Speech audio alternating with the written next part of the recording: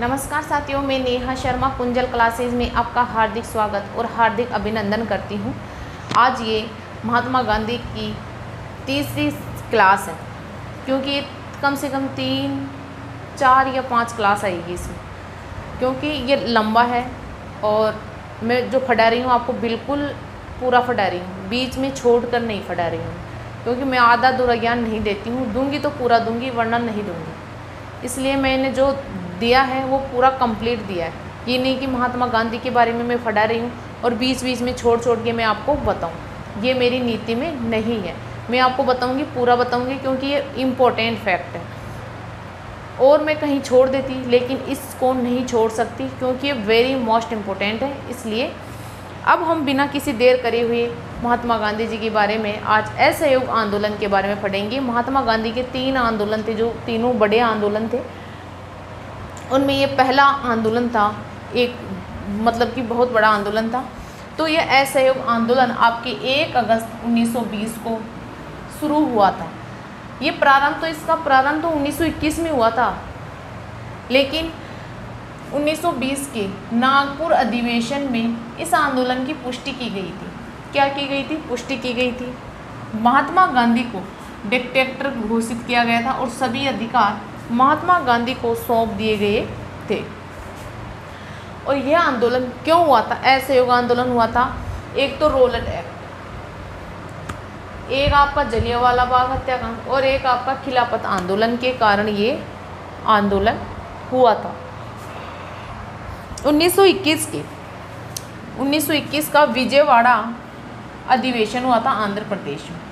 इस अधिवेशन में गांधी जी ने केवल और केवल धोती पहनना स्वीकार किया था।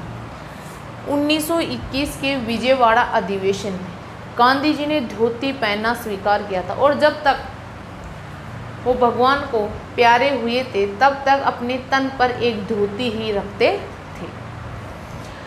चोरा चोरी कांड,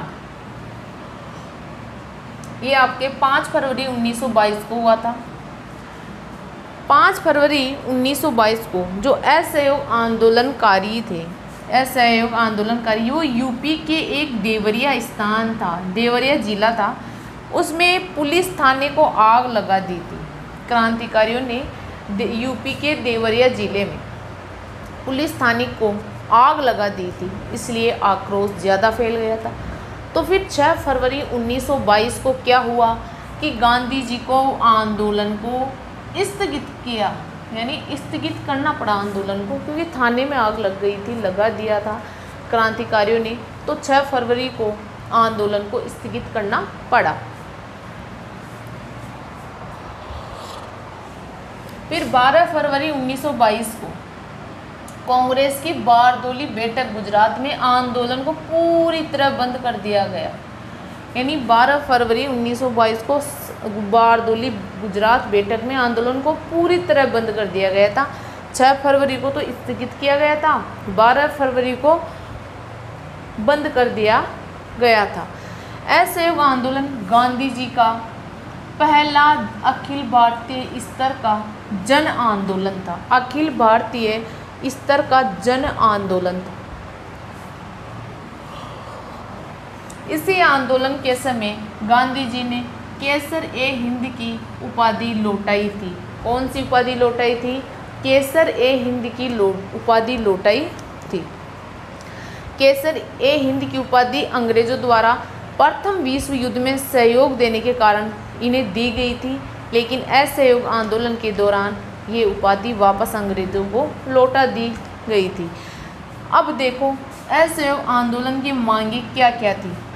उनकी मांगे थी खिलाफत मुद्दा, रोलेट एक्ट, जलियांवाला बाग, जो न्याय उसकी न्याय मिलनी चाहिए, स्वराज्य प्राप्ति, हमें अपने राज्य की प्राप्ति हो, ये इनकी मांगे थी। इस आंदोलन के साथ ही, यानी जो असहयोग आंदोलन के साथ साथ गांधी जी ने खिलाफत आंदोलन का भी नेतृत्व किया था। फिर 10 मार्च 1922 को गांधी जी को गिरफ्तार किया गया था, कर लिया गया था 10 मार्च 1922 को।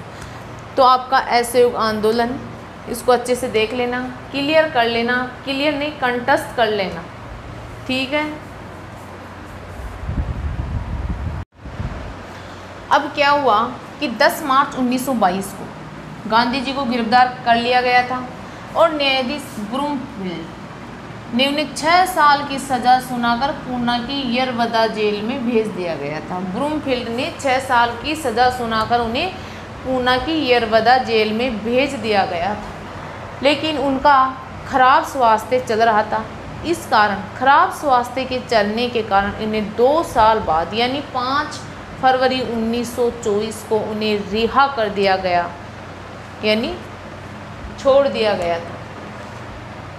फिर नेहरू रिपोर्ट आई 1928 में। नेहरू रिपोर्ट आपके 1928 में पेश की गई थी, मई 1928 में मोतीलाल नेहरू की अध्यक्षता में। मई 1928 मोतीलाल नेहरू की अध्यक्षता में ये स्वराज्य प्राप्ति हेतु पेश की गई थी कि हमें अपना स्वराज्य लौटाओ, बस यही हमारा मकसद है, इसलिए नेहरू रिपोर्ट लाई गई थी।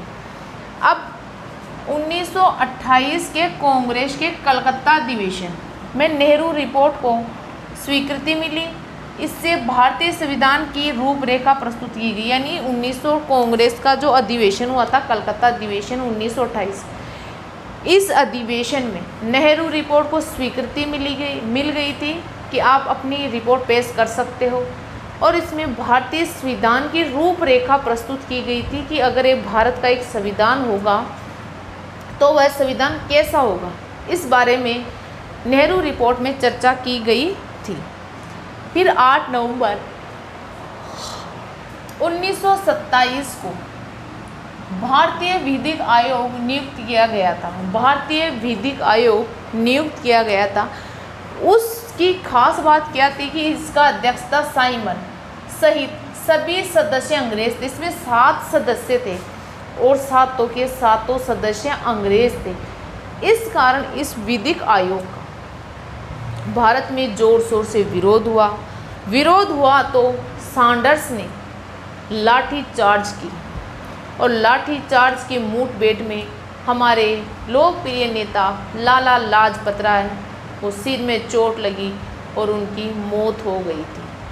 और मृत्यु से पूर्व उन्होंने कहा कि मेरे सिर पर किया गया एक एक वार ब्रिटिश साम्राज्य के ताबूत की कील साबित होगा। ये स्टेटमेंट लाला लाजपत राय ने अपनी मृत्यु से पूर्व कहा था। फिर भगत सिंह ने लाला जी की मृत्यु का बदला सैंडर्स की हत्या करके लिया था। लाला जी की मृत्यु का बदला सैंडर्स की हत्या करके लिया था भगत सिंह ने। फिर आपके कांग्रेस का 1929 का लाहौर अधिवेशन। इस लाहौर अधिवेशन में क्या किया गया था? पूर्ण स्वराज्य की मांग की गई थी कि हमें अब आधा अधूरा स्वराज्य नहीं, हमें हमारा पूरा स्वराज्य चाहिए। पूर्ण स्वराज्य की मांग की गई और 26 जनवरी को स्वतंत्रता दिवस मनाने का निर्णय लिया गया था और इसके अध्यक्ष आपके जवाहरलाल नेहरू जी थे। फिर 31 दिसंबर 1929 को जवाहरलाल नेहरू ने रावी नदी के तट पर रात्रि 12 बजे तिरंगा झंडा पहनाया था। 31 दिसंबर 1929 को रावी नदी के तट पर रात्रि 12 बजे तिरंगा झंडा पहनाया था और 26 जनवरी 1930 से प्रतिवर्ष स्वाधीनता दिवस मनाने का निर्णय लिया गया था लाहौर अधिवेशन में। अब आपका जो गांधी जी का असहयोग आंदोलन था, एक जन आंदोलन था, बड़ा आंदोलन था, वो उसमें आपकी नेहरू रिपोर्ट आ गई, भारतीय विधिक आयोग आ गया, आपका लाहौर अधिवेशन आ गया। ये इसी के पार्ट है असहयोग आंदोलन। तो आपका ये कंप्लीट हो जाता है। अब अगली स्लाइड में हम सविनय अवज्ञा आंदोलन की बात करेंगे और सविनय अवज्ञा आंदोलन चलाने का अधिकार लाहौर अधिवेशन में गांधी जी को सौंप दिया गया था। मिलते हैं अगली क्लास में। जय हिंद, जय भारत।